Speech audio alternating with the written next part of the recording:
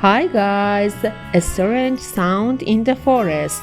All the animals live together in a beautiful forest next to each other with peace and intimacy.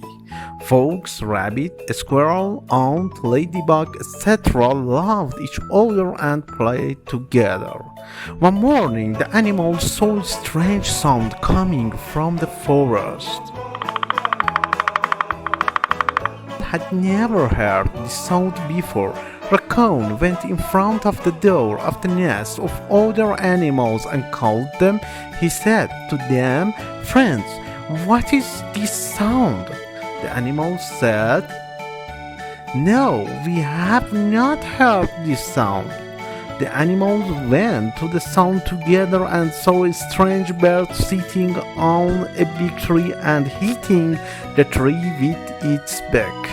When the woodpecker saw all the animals looking at him with surprise, he said to them, "My name is Woodpecker and I have just come to your forest. I'm looking for food."